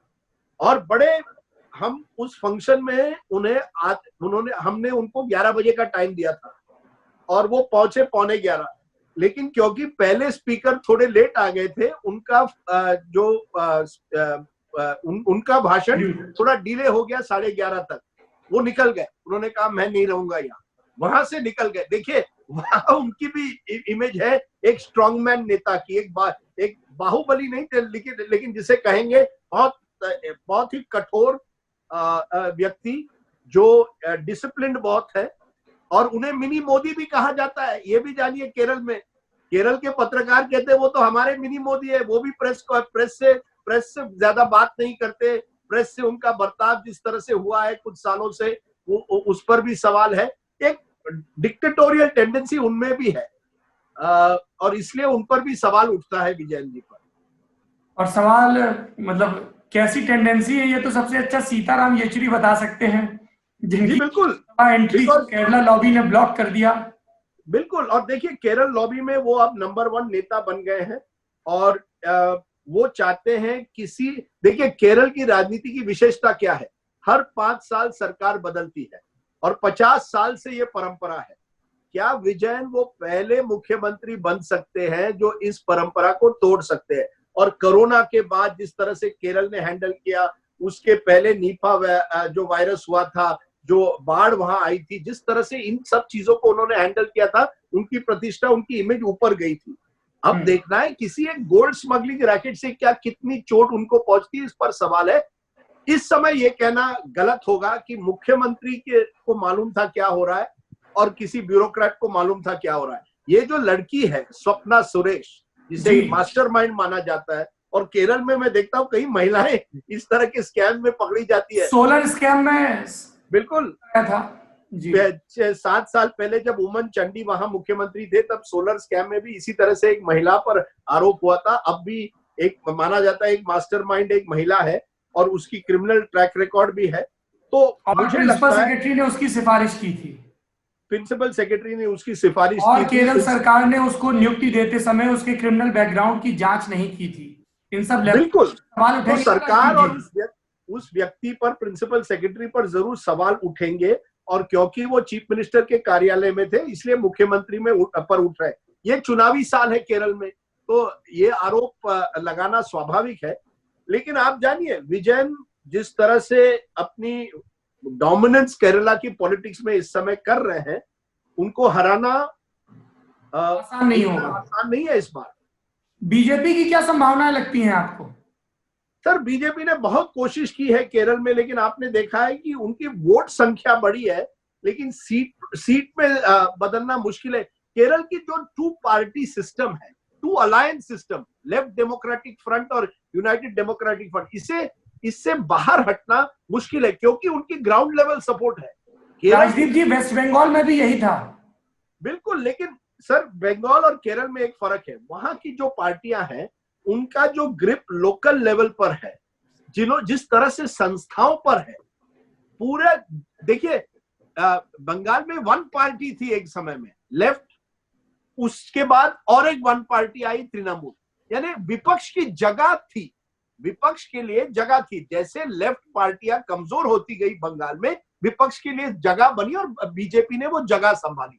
Kerala में विपक्ष में या तो कांग्रेस होती है या लेफ्ट होती है, तो यानी सरकार और विपक्ष दोनों की जगहें ये 2 बड़े अलायंस ने संभाली है। और वहां मुझे लगता है कि आरएसएस और इसके संगठन और बीजेपी जिस तरह से धीमे ग्रो कर रही है, वो केरल लक्ष्य से, सर वो वोटर अगर आप देखें 4%, 6% से 10-12% की पार्टी बन गई है। हो सकता है अगले चुनाव में 15, 16, 18% की पार्टी बन जाए, और एक बार आप 20% पार कर लेते हैं तो आप सीटों में भी तब्दील कर सकते हैं। तो समय लगेगा, लेकिन बीजेपी का लक्ष्य है, अमित शाह का लक्ष्य है, केरल एक न एक दिन हमारी सरकार बनानी है, भले ही 15-20 साल उसे लगे। उनको मनोहर पर्रिकर जैसा नेता चाहिए होगा, जैसे मनोहर पर्रिकर को गोवा के क्रिश्चियंस ने स्वीकार किया, वैसे पेस उन्हें केरल में चाहिए, जो वहां के बड़े वोट बैंक को, माइनॉरिटी के भी एक बड़े वोट बैंक को स्वीकार हो। मुझे लगता है जरूरी है, क्योंकि आप जब माइनॉरिटी वर्ड यूज करते हैं केरल की राजनीति में या गोवा की राजनीति में, वहां माइनॉरिटी 20% से ज्यादा है। जब आप 20% मुसलमान या 20% क्रिश्चियन, 30% यानी 40% जब आपकी आबादी होती है, तब आप माइनॉरिटी नहीं रहते, तब आप एक बड़ा वोट बैंक रहते हैं। आज गोवा की राजनीति में भाजपा वहां सरकार नहीं बना पाती जब तक क्रिश्चियन समुदाय ने उनको समर्थन नहीं किया। ये मनोहर पर्रिकर की बड़ी उपलब्धि थी। उसी तरह से आपने बिल्कुल सही बात की है, फर्स्ट क्लास। मैं आपको 10 on 10 आज दे रहा हूं, जिस तरह से आपने गोवा को केरल से जोड़ा है, वेरी गुड पॉइंट। और उसी तरह से आज की तारीख में उस तरह का नेता भाजपा को सामने करना पड़ेगा, तभी वो 20% पार कर पाएगी। चलिए बढ़ते हैं नेता नगरी के अगले सेगमेंट की तरफ, जिसका नाम है जनता के सवाल। इस बार हमने हफ्ते की हस्ती को स्किप कर दिया, क्योंकि इस हफ्ते की जो सबसे नोटोरियस हस्ती है उसको हम विस्तार से बड़ी खबर में डिस्कस कर चुके हैं। राजदीप जी, जनता के सवालों के लिए तैयार हैं? बिल्कुल। अच्छा, पहला सवाल है कृष्णकांत शर्मा का, हम दोनों से ही, कि राहुल गांधी और नरेंद्र मोदी की एक एक खूबी बताइए। ओहो, राहुल गांधी और नरेंद्र मोदी की एक एक खूबी। देखिए, मोदी जी की खूबी है कि वो कम्युनिकेशन जानते हैं, master PhD of mass communication. कैसे कम्युनिकेट कब करना है, किस तरह से, ये उनकी बड़ी एक उपलब्धि है। राहुल गांधी की मैं उपलब्धि अगर आपके सामने रखूं, खूबी राहुल गांधी की खूबी है कि वो वाकई मुझे लगता है एक डिसेंट आदमी है। मुझे नहीं लगता कि उनमें वो इस तरह के ये जो जिस तरह की राजनीति, what do you mean by it decent आदमी? आज हमने एनजीओ की बात की, मुझे लगता है राहुल गांधी जिस तरह से he would be a very good head of an NGO because he genuinely wants change. You discarded that fellow from politics in one statement, Mr. Sardesai. नहीं, और उसी से मैं जुड़ा हुआ कहने वाला हूं कि उनकी खूबी यह है कि गांधी परिवार से आते हैं, बट आई डोंट थिंक वो उतना परिवारवाद आगे बढ़ाते हैं। वो उस तरह के एलिटिस्ट नहीं है कि मैं गांधी हूं, मैं Rahul Gandhi, I am a Gandhi, please understand, I am Indira Gandhi. He is not into that dynasty culture. वो परिवारवाद का गैर इस्तेमाल नहीं करते। मैंने अभी तो फिर ये बताइए राजदीप जी, तो फिर राहुल आए, उसके बाद प्रियंका गांधी आई, लोग मजाक में कहते हैं प्रियंका के बच्चों के बड़े होने का इंतजार किया जा रहा है। तो ये तो सबसे बड़ी ये तो कांग्रेस की कमजोरी है कि कांग्रेस ने, देखिए राहुल गांधी पर हम बार बार ये कहते हैं कि राहुल गांधी जो है वो केवल इस वजह से है क्योंकि वो इंदिरा गांधी, राजीव गांधी, सोनिया गांधी, जवाहरलाल नेहरू, मोतीलाल नेहरू के परिवार से जुड़ा हुआ है। प्रॉब्लम क्या है, वो 5th जनरेशन डिनेस्ट है, ये 5वीं पीढ़ी है उस परिवार की। सौरभ, अब उन पर आप ऐसे समय पर जिम्मेदारी थोप रहे जब कांग्रेस कमजोर हो गई और बीजेपी बड़ी पार्टी बन गई। अरे उनको तो जिम्मेदारी तब दी जा रही थी जब कांग्रेस मजबूत थी, 200 से ज्यादा थी। 2009 से कहा जा रहा है कि कैबिनेट में शामिल हुई है। He is an unproven politician. नेतृत्व में लड़ा गया। पॉलिटिक्स में वो अपनी एबिलिटी प्रूव नहीं कर पाए हैं, ये हकीकत है। इसलिए मैंने कहा कि अच्छा, but you are saying he is a decent NGO kind of fellow. At the moment, that's my impression of him, that he is a very, very decent person who seems to have some good ideas, जो उस तरह की राजनीति नहीं करना चाहते, केवल खानदानी राजनीति नहीं करना चाहते। लेकिन इसके लिए आपको कांग्रेस बदलना पड़ेगा या कांग्रेस खत्म करके एक नई कांग्रेस बनानी पड़ेगी, जो इस समय नजर नहीं आता है। ये उनकी दुविधा है। इट्स अ लॉन्ग डिबेट, क्योंकि सवाल मुझसे भी एड्रेस किया, इंटरेस्टिंग है। हाँ, मैं दोनों लोगों की एक एक खूबी मैं भी बता देता हूँ। नरेंद्र मोदी की खूबी मुझे apart from his obvious communication skill ये है, बहुत मेहनती आदमी है, बहुत मेहनती। मतलब एक तो आरएसएस की नर्सरी में वो मेहनत सिखाई जाती है प्रचारकों को। नरेंद्र मोदी ने, मैंने देखा गुजरात चुनाव में जिस तरह से रैलियों की संख्या बढ़ाई, चुनाव आयोग ने कोई बंदिश लगा दी तो दूसरा तरीका खोजा। लोकसभा चुनाव में लगातार जितनी मेहनत करते रहते हैं, और he is a full time politician. 365 दिन कि मुझे मन की बात करना है, मुझे फलानी जगह दर्शन करने जाना है, मुझे ढिकानी जगह बच्चों से इंटरेक्शन करना। Is a full time politician, very hard working politician, और उनका जो लक्ष्य है कि सत्ता मेरे हाथ में रहनी चाहिए क्योंकि सब कुछ उसी के जरिए है, वो उस लक्ष्य से भटकते नहीं है। साम दाम दंड भेद कैसे भी हो, वो जो एक नेता का लक्ष्य होता है सत्ता, तो ये एक नरेंद्र मोदी की मुझे खूबी लगती है। और आप देखिए 2009 के लोकसभा चुनाव के बाद से ही उन्होंने 2014 की तैयारी शुरू कर दी, 2014 से ही उन्होंने 2019 की तैयारी शुरू कर दी। जब 2014 में वो प्रधानमंत्री बने और एक बच्चों से संवाद कर रहे थे, वो किसी ने कहा कि मुझे प्रधानमंत्री बनना है, ये सर 2024 में देखना, ही वॉज वेरी श्योर कि मैं 2019 जीत रहा हूं। That is something which is commendable. Rahul Gandhi की मुझे एक दो पर्सनल चीजें, एज अ पॉलिटिशियन मैं उनमें कुछ भी एडमायर नहीं कर पाता हूं, honestly speaking. As a person मैं उनमें दो चीजें एडमायर कर पाता हूं। एक, विपश्यना।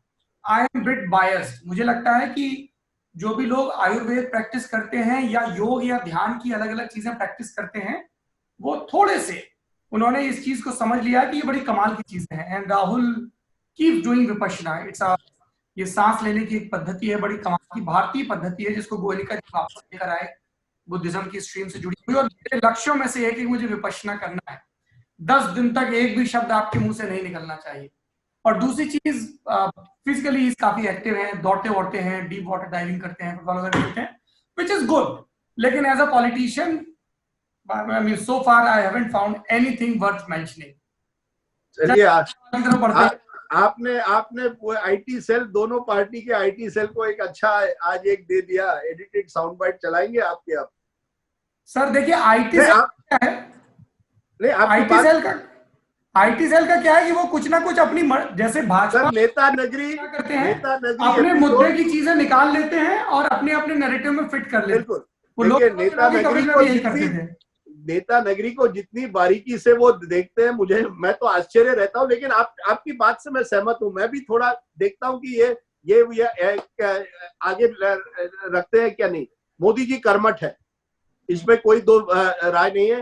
फोकस्ड है, नेतागिरी में बिल्कुल फोकस्ड है। सत्ता किस तरह से पाए और उसे बरकरार रखे, इस पर फोकस्ड। राहुल गांधी की वही वीकनेस है जो मोदी जी की स्ट्रेंथ है। Rahul Gandhi is not a great communicator, और राहुल गांधी में वो फोकस नजर नहीं आता जो मोदी जी में नजर आता है। लेकिन मैं अभी भी कहूंगा, I think Rahul Gandhi strikes me as a very decent person. और ये डिसेंसी जो शब्द है, इसका आज की तारीख में इसे लोग कमजोरी समझते हैं। ये दुर्भाग्य की बात है कि अगर कोई व्यक्ति डिसेंट है, उसके इरादे, उसके वो इस तरह की एक पॉलिटिक्स से हटकर एक अलग लाइफ जीना चाहता है, अपनी अलग जिंदगी जीना चाहता है, इसमें बुरी बात क्या है? Maybe he should not be in politics, I agree, but that is again his choice. मैं कौन होता हूं? Maybe he will prove us all wrong in 5-10 years। But आपकी बात से, उस बात से भी मैं सहमत हूं कि so far he has not proven himself in politics. Okay, Ashwini Katyal का सवाल है। उन्होंने कहा है कि विपक्ष बिहार में नीतीश सरकार को घेरने के बजाय आपस में ही लड़ने में लगा हुआ है, और आपको क्या लगता है कि आरजेडी या कांग्रेस को क्या करना चाहिए जिससे वो कमजोर ना पड़े? तो ये बेसिकली दो पॉलिटिकल क्रीचर्स से, पॉलिटिकल रिपोर्टर्स से आरजेडी और कांग्रेस के लिए सलाह मांग रहे हैं ये भाई साहब, अश्विनी कात्याल। बताइए। मैं सलाह किसी पक्ष को नहीं देता, लेकिन मुझे दुख की बात क्या है मालूम है सौरभ? बिहार की राजनीति में जो 1990 के दशक में मैंने बदलाव देखा था, जो ऊर्जा थी, जिस तरह का एक रेवोल्यूशन, एक क्रांति आप उसे कहिए, वो नजर आज नहीं आती। और मुझे लगता है यंगर जनरेशन जो है उसे बदलाव लाना है। बिहार में एक नई पार्टी लानी। ये जो पार्टियां जो है ना, राजदीप जी, प्रशांत किशोर भी इसी टोन में बात करते हैं कि एक नई पार्टी लानी है। एक नई पार्टी लानी है या एक नई लीडरशिप और नया एजेंडा लाना है जिसमें बिहार की जनता उठ खड़ी हो और कहे कि भाई ये बहुत, आपने बहुत कास्ट अरिथमेटिक संभाल ली, बहुत नैरेटिव मैनेज कर लिया, आप जरा थोड़ा जमीन पे काम करके दिखाइए। बिल्कुल सौरभ, या तो नई पार्टी से आप वो करवाइए, लेकिन नया एजेंडा, नई लीडरशिप, नई ऊर्जा, एक नए राजनीतिक समीकरण जो केवल जाति पर आधार ना हो, एक नई राजनीति चाहिए। मेरा ये कहना है कि 90 के दशक में जो भी आप हो, आप लालू जी को लाख कोसो, लेकिन उन्होंने एक नई राजनीति लोगों के सामने रखी। अब उसमें कमजोरियां थी, उनको फिर हटाया गया। लेकिन 25-30 साल बाद, नीतीश कुमार जी के 15 साल, लालू जी और राबड़ी के 15 साल, मुझे लगता है 30 साल बाद अब बिहार को एक नया एजेंडा देने की जरूरत है। चलिए, अगला सवाल है पाटीदार डीपी का। उनका कहना है कि क्या आपको लगता है Arvind Kejriwal anti BJP party के साथ गठबंधन करके राष्ट्रीय नेता बन सकते हैं, क्योंकि वो पढ़े लिखे हैं, भ्रष्टाचार में लिप्त नहीं है और पॉलिटिक्स में उनका गॉडफादर नहीं और अच्छा बोलते हैं। 4 खूबियां भी गिना दी इन्होंने। देखिए सौरभ, अरविंद केजरीवाल ने कोशिश तो यही की थी लेकिन बन नहीं पाए। देखिए, पहले तो उन्होंने सोचा था मैं एक तीसरी शक्ति उभर कर आऊंगा लोगों के सामने, कि लोग उब गए हैं कांग्रेस भाजपा से, एक तीसरी शक्ति बनेगी। आज वो एक ऐसी स्थिति में है जहां कांग्रेस, जब ऑल पार्टी ऑपोजिशन की मीटिंग होती है विपक्ष पार्टियों को, वो आम आदमी पार्टी को बुलाते भी नहीं है। और बीजेपी भी कहीं ना कहीं जानती है कि अरविंद केजरीवाल जो है वो उनका एक ना एक दिन प्रतिद्वंदी बन सकता है। इसलिए केजरीवाल को तीसरी शक्ति पर ही भरोसा है, लेकिन तीसरी शक्ति इस समय नजर नहीं आती राजनीति में। अगर एक दिन तीसरी शक्ति उभर कर आती है, खास करके उन राज्यों में जैसे राजस्थान, मध्य प्रदेश, गुजरात, जहां इस समय केवल 2 पार्टियां बड़ी है, भाजपा और कांग्रेस, तो केजरीवाल जी राष्ट्र नेता बन सकते हैं। नहीं तो तब तक वो दिल्ली तक सीमित है, ज्यादातर एक गोवा पंजाब की तरफ देखें। ठीक कह रहे हैं आप।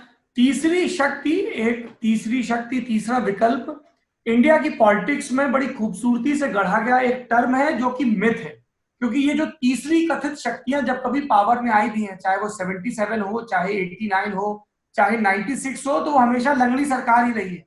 कभी वो जनसंघ मिला तो जनता पार्टी सत्ता में आ गई, जनता दल बना तो उसको लेफ्ट ने और बीजेपी ने सपोर्ट कर दिया। तो तीसरे मोर्चे की गुंजाइश नहीं है, और उसकी वजह यह है कि पॉलिटिकली कोई ऐसी तीसरी धारा नहीं है जो कई राज्यों में मौजूद हो। वो बाल्टी में भरे केकड़ों की तरह है। वेस्ट बंगाल वाला कहेगा मैं नेता, तो तमिलनाडु वाले कहेगा तू मेरा नेता कैसे भाई, नेता तो मैं हूं। तो जब एक नेता नहीं, एक नारा नहीं, नियत सिर्फ है कि सत्ता में आना है, तो वो कभी सफल नहीं हो सकते। जोड़ तोड़ करके साल 1.5 साल के लिए आ भी जाए, जैसे 96 और 89 में आए, उससे ज्यादा कुछ नहीं हो सकता। एक सवाल ये है कि कई लोगों ने कहा है, ये 2 सवाल मिक्स हैं, जय तिवारी का भी सवाल है और कुणाल किशोर का भी सवाल है कि एक आइडियल लीडर ऑफ अपोजिशन कैसा होना चाहिए। वो कहते हैं कांग्रेस को परिवारवाद त्याग देना चाहिए, योग्य लोगों को लाना चाहिए। और दूसरा सवाल है कि उसी में जुड़ा हुआ सप्लीमेंट्री क्वेश्चन कि कौन अच्छा नेता हो सकता है कांग्रेस के लिए, शशि थरूर, मनीष तिवारी या कोई और। ये हमने पहले भी बहुत डिस्कस किया है। वैसे देखिए, मुझे लगता है आज की तारीख में सचिन पायलट का भी ऑप्शन दिया गया है जी। ये ऑप्शंस तो रहेंगे, लेकिन पहले तो परिवारवाद से हटना पड़ेगा। ये ऑप्शन फिर वो सचिन पायलट हो, ये सचिन पायलट हो, शशि थरूर हो, कोई भी हो, आपको पहले परिवारवाद की पॉलिटिक्स से हटना पड़ेगा। तभी शशि थरूर तो आज कांग्रेस वर्किंग कमेटी के मेंबर भी नहीं है। आप ये जानिए, सचिन पायलट राजस्थान के अध्यक्ष है कांग्रेस के, लेकिन केंद्र में क्या उनको जिम्मेदारी कांग्रेस ने दी है। तो ये कांग्रेस की यही तो कमजोरी रही है कई सालों से, कि आप इतने पार्टी को सेंट्रलाइज करते हैं किसी एक परिवार भी पर। इसमें काफी बात भी हो चुकी है, पहले भी हमने की। चलिए अगले सवाल की तरफ। आखिरी सवाल पंकज मदान का सवाल है अगला। वो पूछ रहे हैं कि हम अक्सर सुनते हैं कि बीजेपी ने पैसे की शक्ति का इस्तेमाल किया, क्या इसका मतलब ये है कि कांग्रेस के पास पैसा नहीं है, जबकि वे सरकार में बरसों रहे और उन पर कई तरह के घोटालों के आरोप लगे। सर सौरभ जी, मैं मेरे किताब का एक लाइन आपके सामने रखता हूं कि भाजपा एक ऐसी पार्टी है जिसके पास पैसे हैं, अमीर पार्टी है, और वहां कुछ व्यक्तियों के पास पैसा है, लेकिन पूरे सभी जो इंडिविजुअल्स हैं उनके पास ज्यादा पैसा नहीं है। कांग्रेस एक ऐसी पार्टी है जिसमें व्यक्तियों के पास व्यक्ति बड़े अमीर बन गए, लेकिन पार्टी बेचारी गरीब रह गई। आज जब कांग्रेस के लोग मुझे कहते हैं अरे हमारे पास चुनाव लड़ने के लिए पैसा नहीं है, तो मैं कहता हूँ सर 60 साल से आप कर क्या रहे थे। आप पर तो आरोप लगते हैं कि आपकी पार्टी के टाइम में भ्रष्टाचार को इंस्टीट्यूशनलाइज किया, तब क्या हुआ। तो उन्होंने कहा नहीं अब आप ये जानिए। तो मैंने कहा जानिए क्या। नहीं यार, पार्टी के पास पैसे नहीं है, यानी व्यक्तियों के पास गए पैसे। इसमें राजनीति एक चीज और भी है कि जो लोग भी है ना, वो चंदा उसी को देते हैं जिसके जीतने की संभावना ज्यादा होती है। उन्हें कांग्रेस जीतने की संभावना दिखेगी तब तो कुछ करेंगे लोग। नहीं, लेकिन ये मैं भाजपा को कहूंगा। देखिए, भाजपा में ये ये जो सूत्र मुझे कहते हैं कि अगर कल 100 रुपए कोई उद्योगपति दे दे तो उसमें 70 रुपए पार्टी के कोष में जाते हैं, 30 रुपए कोई व्यक्ति रख लेता है, शायद एक सिस्टम है। और इसमें मुझे लगता है कहीं ना कहीं, क्योंकि जिस तरह से उन्होंने पार्टी चलाई है उसमें उन्होंने पार्टी यंत्रणा पर एक टाइट किया है। कांग्रेस में क्या हुआ, कोई नहीं था उस पार्टी यंत्रणा को टाइट करने के लिए, और यही वजह है कि शायद कुछ व्यक्तियों ने पैसा बनाया और पार्टी गरीब रह गई। चलिए बढ़ते हैं नेता नगरी के आखिरी सेगमेंट की तरफ, फुर्सत की सलाह। बताइए वरिष्ठ पत्रकार, क्या है सलाह? नंबर 1, देखिए मुझे घड़ी की जरूरत है। 3 महीनों से मैंने घड़ी खरीदी नहीं, मेरी पिछली जो घड़ी थी, और मैं टाइटन की ही घड़ी पहनता हूँ, वो घड़ी जब आप 3 महीने से खान मार्केट नहीं गए क्या? नहीं, मैं गया हूँ, पर वहां घड़ी की अच्छी दुकान नहीं है। अच्छा। प्रॉब्लम क्या है कि 3 महीनों से, जब से लॉकडाउन है, मैंने सोचा कि जिस दिन लॉकडाउन पूरी तरह से खत्म होगा उस दिन मैं घड़ी खरीदूंगा। पर अब मेरी बेटी पास हो गई है, लॉ की ग्रेजुएट बन गई है, तो अरे वाह, बहुत बधाई। उनको मुझे प्रेजेंट देना है रविवार को, तो उनको प्रेजेंट घड़ी देनी है। तो मैंने सोचा मैं घड़ी की दुकान जाकर मैं खुद भी एक घड़ी खरीदता हूँ, उनके लिए भी एक खरीदूंगा। तो ये एक मेरा बेटा डॉक्टर और बिटिया वकील। अरे ये क्योंकि क्या है कि रिसेशन में भी आप वकालत कर सकते हैं और आप डॉक्टरी कर सकते हैं। आप और हमारी नौकरी चली जाएगी, हमें सैलरी कट होता है। कम से कम जो वकील होता है या डॉक्टर होता है, रिसेशन के टाइम पर भी उनकी नौकरी तो बनी रहती है, तो इसलिए वो उनको रुचि भी है। तो घड़ी खरीदनी है। और किताब में एक पढ़ने वाला हूँ, गेटेड रिपब्लिक। मेरे एक दोस्त है शंकर अय्यर, जर्नलिस्ट है, और वो इकोनॉमिक्स पर लिखते हैं, और इस पर उन्होंने लिखा है कि क्या वजह है कि भारत इतने सालों बाद भी अभी तक उस तरह की प्रगति नहीं कर पाया है। वो कॉलम हमेशा लिखते हैं, अब वो उसको उन्होंने किताब में तब्दील किया है, तो उस किताब को मैं लिखने वाला हूँ। और मुझे मेरे खुद के किताब पर कुछ एक एक्स्ट्रा लिखना है। मेरे पब्लिशर ने कहा है कि थोड़ा जिस तरह से 2019 और 20 में फर्क आया, उस पर भी थोड़ा लिखिए, ताकि जब हिंदी में अनुवाद हो या पेपर बैक एडिशन हो तो उस पर वो एक कुछ नई बात लोगों के सामने रखेंगे। तो बड़ा बिजी वीकेंड है। और एक और अच्छी बात है, क्रिकेट शुरू हुआ है। इंग्लैंड और वेस्ट इंडीज के बीच में इतने महीनों के बाद पहली क्रिकेट सीरीज खेली जा रही है लॉकडाउन के बाद। तो मैं क्रिकेट जरूर देखूंगा, क्योंकि बहुत दिनों के बाद जब लाइव स्पोर्ट देखने का मजा जो है कुछ और ही। फुटबॉल फॉलो नहीं करते हैं आप? मैं फुटबॉल भी फॉलो करता हूँ, रोज रात तक 1 बजे तक मैं फुटबॉल देखता रहता हूँ, पढ़ता हूँ। एक आंख किताब पर होती है, दूसरी आंख फुटबॉल पर होती है। ऐसी मिलेनियल्स की बीमारी हो गई है राजदीप जी, आपको ध्यान कई जगह लगा। अरे मैं मिलेनियल हूँ, 18 till I die, 18 साल की उम्र का हूँ। आपको लगता है मैं 80 साल का हूँ? ये बालों पर मत जाइए, दिल 18 साल का अभी भी है। चलिए मेरी रिकमेंडेशंस की बारी। मैंने एक किताब उठाई है, लेफ्टिनेंट जनरल HS पनाग की किताब है, the Indian army reminiscence, reforms and romance. अभी मैंने इसके कुछ ही चैप्टर पढ़े हैं, कमाल की किताब है ये। दरअसल जनरल पनाग के जो अलग अलग जगहों पर लिखे गए कॉलम से उनको कंपाइल किया गया है, कुछ जोड़ घटा के, और इट्स अ गुड रीड।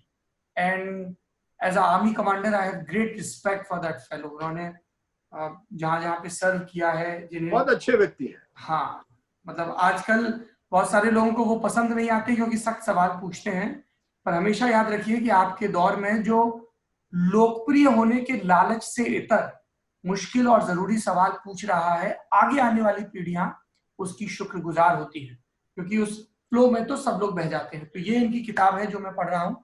इसके अलावा एक चीन के राइटर हुए हैं मो यान, उनको 2012 में नोबेल प्राइज मिला था। उनकी एक बहुत छोटी सी किताब है जिसमें उन्होंने चीन के पॉलिटिकल सिस्टम पे बड़े स्टाइल से तंज कसा है, कैसे पर्सनल पॉलिटिकल होता है। तो उसको पुष्पेश पंत जो हमारे JNU के प्रोफेसर हैं उन्होंने अनुवाद किया है, यात्रा बुक से है, बहुत पतली सी किताब है, हम तुम और वो ट्रक। तो वो मो यान की किताब है, वो मैंने पढ़ी और वो बहुत अच्छी किताब है, आप लोगों को जरूर पढ़नी चाहिए। मेरा हाउस ऑफ कार्ड्स का सीजन लास्ट वाला बाकी था। अरे बाप रे। तो मोमेंटम नहीं बन पा रहा था, तो मैंने वो भी निपटा दिया। सो आई हाफ हार्टेडली मैं रेकमेंड करूंगा, क्योंकि जो लोग देखते आ रहे हैं उनके लिए एक वो कंप्लीशन की तरह है, लेकिन उस पर आपको मी टू का असर और एक प्रेशर दिखेगा राइटर्स पे कि एकदम से केविन स्पेसी को हटा लिया गया उस ब्लॉग से, तो आपको पूरी स्टोरी चेंज करनी है जिसमें आप फ्रैंक अंडरवुड को नहीं दिखा सकते हो, तो थोड़ा सा स्क्रिप्ट के लेवल पे कमजोर लगा हालांकि। हाँ जी राजीव जी। एक नेटफ्लिक्स की सीरीज आजकल आ रही है, या पुरानी सीरीज होगी मैं नहीं जानता, पुरानी नहीं कौन सी है, एर्तुगरुल, ये तुर्की है, तुर्की सीरीज, टर्की कैसे बना। बहुत कमाल की सीरीज है, काफी पॉपुलर है और पिछले कुछ महीनों से इसका बड़ा क्रेज है और बहुत बड़ी सीरीज, बहुत लंबी सीरीज है। सर देखिए यही तो बात है ना, इसीलिए मैं पूरी तरह से मिलेनियल नहीं बन गया, मैं नहीं जानता कि नेटफ्लिक्स पर क्या कब चल रहा है, लेकिन ये बड़ी अच्छी बनी है, बहुत मुझे बहुत पसंद आई है, मैंने शुरू की है। और सागरिका, आप राजदीप जी लल्लन टॉप पढ़ा करिए, उससे अच्छा। आपको ये जो नॉलेज से जुड़ी चीजें हैं ना दुनिया भर की, सब चीजें अंग्रेजी में नहीं है मेरे दोस्त, कुछ आती है पहले। जिस दिन मैं ये टीवी के चुंगल से हट पाऊं ना और मैं डिजिटल की दुनिया में आ जाऊं, ये सब मैं करूंगा। प्रॉब्लम मुझे आजकल, मैं 2 शो करता हूं सौरभ जी, 9 बजे और 10 बजे 2 शो करने पड़ रहे हैं बुढ़ापे में, वो भी। आप तय कर लो बूढ़े हो कि नहीं हो, ये कभी सर मैं कभी उम्र से बूढ़ा हूँ, आप गुजरात और एमपी के विधायकों जैसे हो रहे हो राजदीप जी। सर मैंने बार बार कहा है कि मैं उम्र से बूढ़ा हूँ, दिल से मैं जवान हूँ। चलिए आप दिल से जवान बने रहिए और आप दर्शक हमेशा अपनी निगाह हम पर बनाए रखिए। नेता नगरी देखने के लिए बहुत बहुत शुक्रिया। कमेंट बॉक्स आपके लिए खुला है, आपकी तरफ से संवाद होता है तो हम भी समृद्ध होते हैं। शुक्रिया।